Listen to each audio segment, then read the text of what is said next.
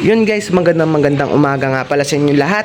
At muli ako'y nagbabalik para mag-share ng mga ideya, mga knowledge patungkol dito sa ating mga motor.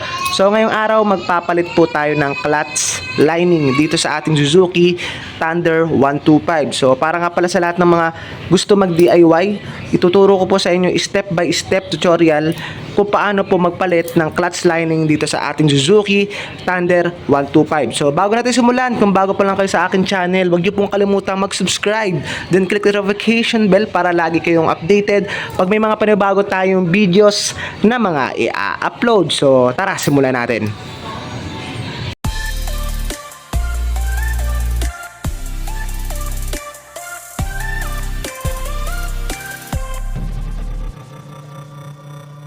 Unang-unang gagawin natin guys, tatanggalin natin yung nakaharang dito sa clutch side cover. So syempre ito lang ang kicker. Katapos tatanggalin nyo na po yung mga tornilyo sa gilid ng ating clutch side cover. So gagamit po kayo ng 8mm na socket or T-wrench. So yan, tatanggalin nyo lang yan. Bali 10 po yan. Bali 1, 2, 3, 4, 5, 6, 7, 8, 9, 10. So 10 po yan. So, gawin natin, baklasin na natin, tanggalin na natin itong kicker. So, tara. Gagamit kayo ng 12mm na socket. Yan, pwedeng ganito. Yan. Tanggalin nyo lang. Tanggalin natin. Tapos, pag natanggal nyo na yan, ihilahin nyo na tong kicker. Oops. Okay. Tanggalin nyo lang. Gamit kayo 12mm. Mas maganda tanggal guys para sigurado. Kasi ito yung ano mampahigpit. Yan. Ba?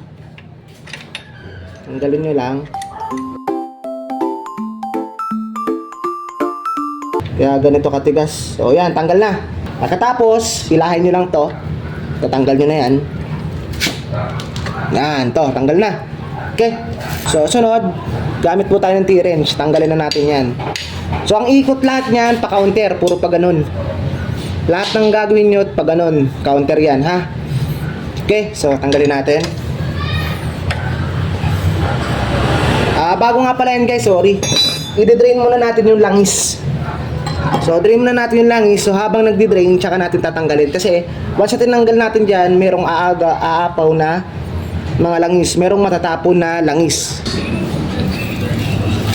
So, ang sunod natin gawin guys, tanggalin natin itong pinaka-drain plug. So, nakakamay ko nga lang. So, sa drain plug guys, meron pala akong i-share sa inyo. Baka magpalit na rin po tayo yan. Meron tayong nabili sa Lazada. So, may nabili tayo sa Lazada guys, oh. So, baka magpalit na rin tayo niyan. Kasi, ayun, naiikot ko na nga, kahit kamay lang, oh. Diba? Low thread na kasi ito eh. Matang drain muna natin. Okay. So ang itim. Grabe ang itim.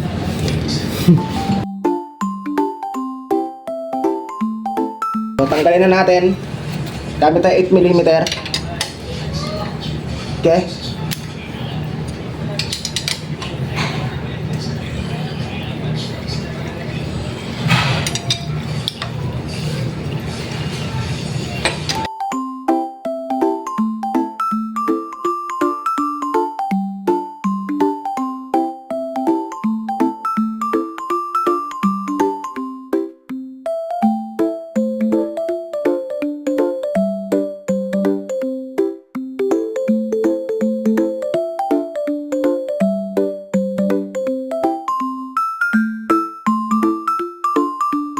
Wala, oh.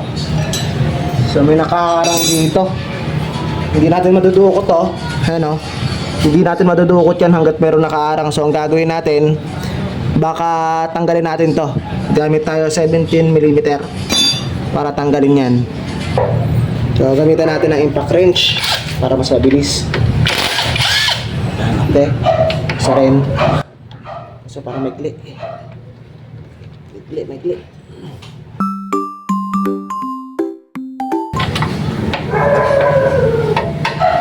Okay.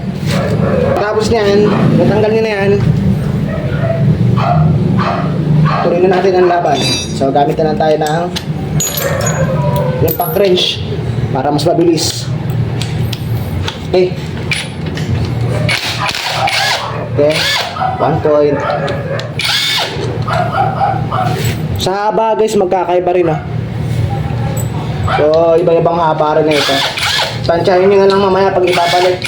Pag masyadong sagad, masyadong mahaba, ibig sabihin, hindi yun para sa kanya. Hindi siya compatible.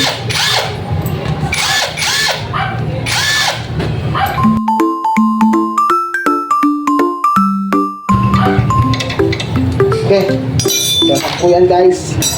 So guys, meron tayong nakalimutan sabihin. Tatanggalin din natin tong isa na to. Tapos, pwede na yung hilahin. Itong dalawa kahit hindi na. Ito na lang isa, okay? So, tanggalin natin. Ay! Tayo nalaglag. So, pwede nyo na yung mahila. Yan. So, nahugot na. Ito yung makikita nyo sa loob.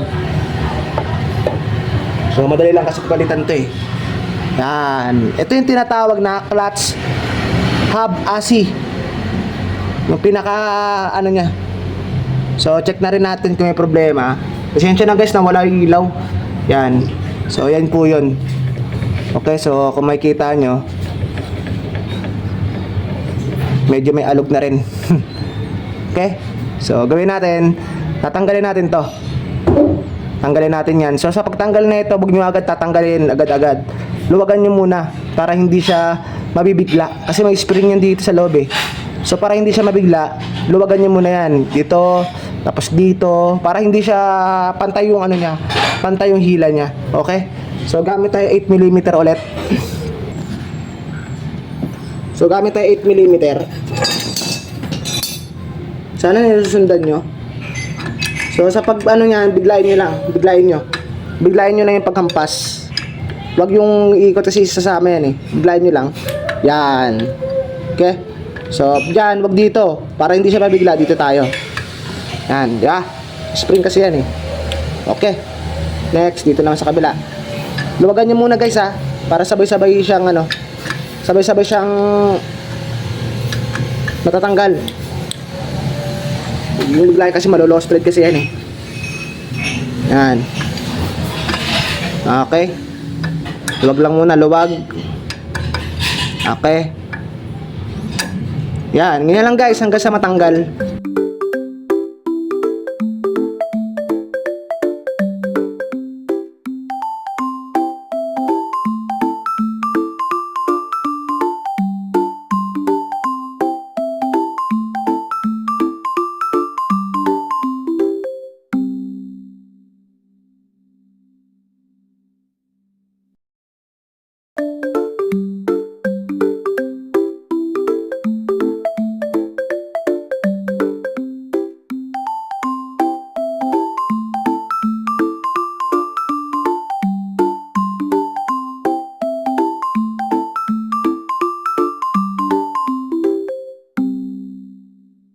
So, pag natanggal nyo na yan, pwede nyo nang mahugot yung pinaka clutch.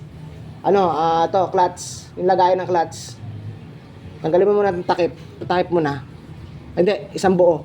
So, hawak nyo dito. Hawakan nyo dito guys. Oh. Hawakan nyo dito. Yan, para matanggal siya. Isang buo. Ha? Alalay lang, alalay. Ganito, ganito.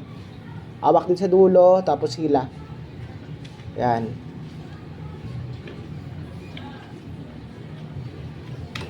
Okay. So, yan. Yan na siya.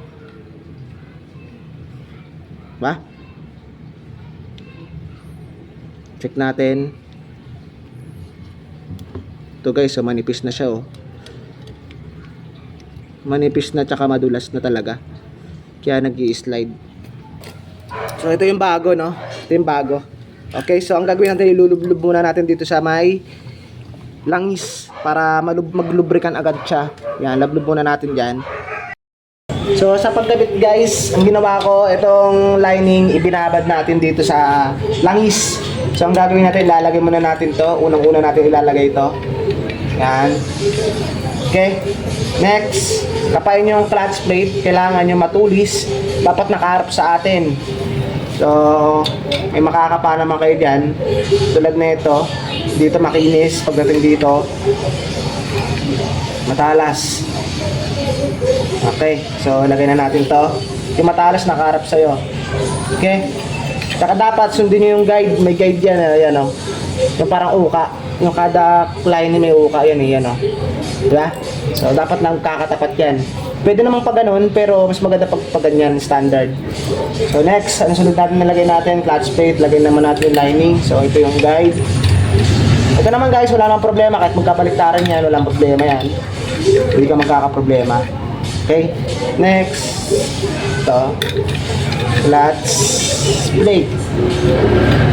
Yan. Ganyan lang guys, wala namang kahirap-hirap. Hindi naman ito mahirap. Yung guide, lagay niya lang. Next, dapat yung matalas nakaharap sa'yo. Okay. Okay, next. Guide ulit, lagay natin lining. Then clutch plate. Lagay natin yung clutch plate. Pinakalas yung lining. So yung guide ulit, sundin yung guide. Guide, okay ito. Okay. Next, lagay na natin yung pinaka-hub. Ito. Lagay natin yung hub cover.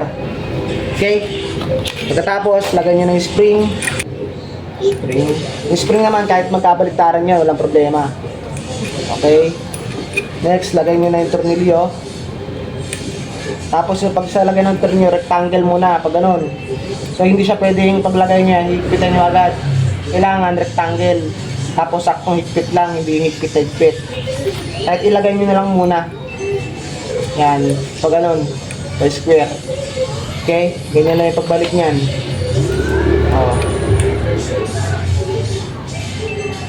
Next, higpitan natin.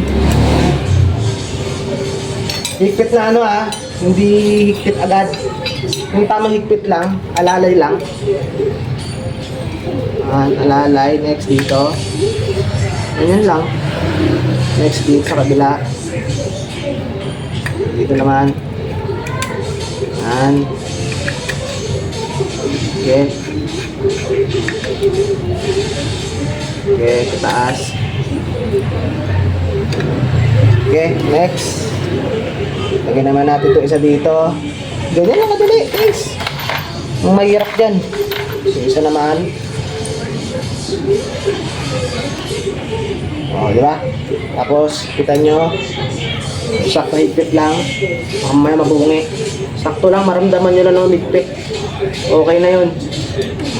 Huwag yung higpit na higpit, guys. Huwag mo gagamitan ng impact ring siya pagka mahirap na. Okay. Ganyan lang. Basta para sigurado kayo, saktong higpit lang. Maramdaman nyo ng higpit, okay na yan.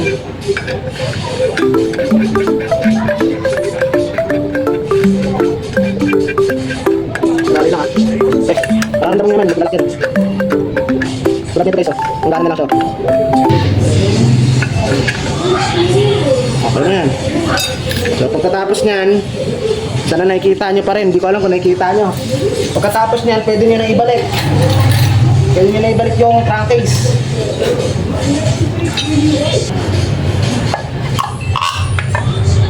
Okay.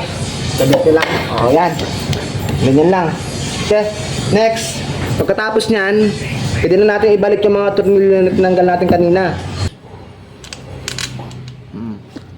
Mararamdaman nyo yan naman guys pag may hangganan. Huwag nyo pilitin kapag masyado pang mahaba.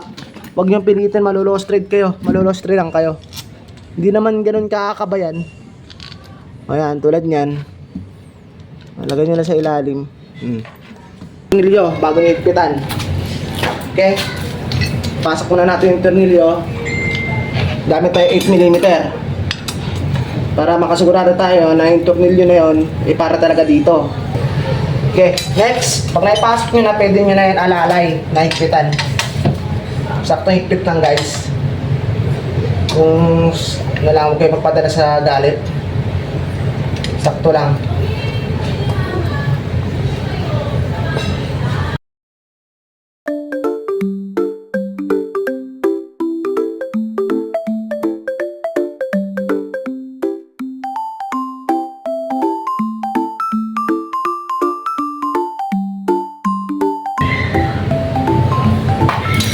Balik natin tong balik natin to. So, sa pagbalik, ganun pa rin, same pa rin. So, paano nyo pinaklas, ganun nyo rin babalik. Ba? Okay, ganyan. Yan. Okay. Ganun lang. Ganyan lang. Okay. Okay. Okay. Ba? Yan. Tapos yung langis niya, babalik natin. Kita lang natin ito. Ito naman, hindi ko makita kasi. Pipitin nyo naman, pipitin. Okay?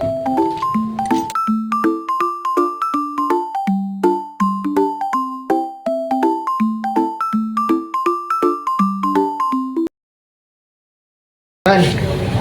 Okay na, no? Pasensya na guys, yung pala yung langis. Siguro baka pag nagkataon, meron na tayong pambili. Yan. Pansamantala lang muna yan. So yun guys, bali yan, susubukan na po natin itong ginawa natin. Yung pinalitan natin ng clutch lining.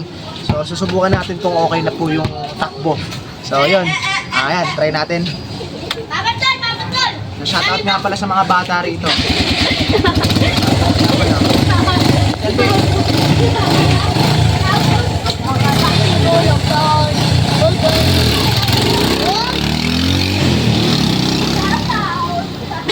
Lumorong to. Ano naman na itong ibig?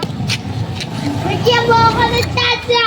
Hey! So okay na yung takbo, no? At smooth na lang po at thank you. So thank you nga pala sa lahat ng mga sumusuporta at sumusubaybay sa ating channel. Sana meron kayo natutunan. Hanggang sa muli. Thank you.